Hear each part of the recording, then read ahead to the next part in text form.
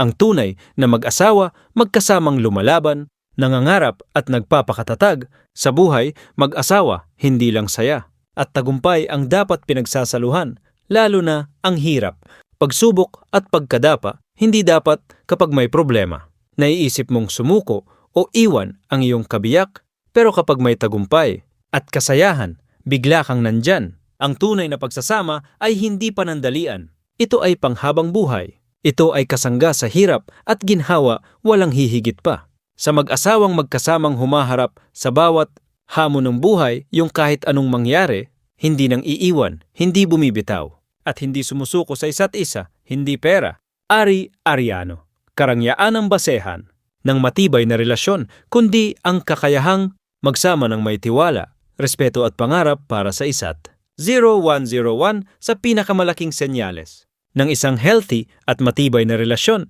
ay kuyang makakayahan ninyong mag-usap ng maayos. Mas inuuna ninyo ang pagpaplano para sa inyong kinabukasan kaysa sa pag-aaway tungkol sa pera.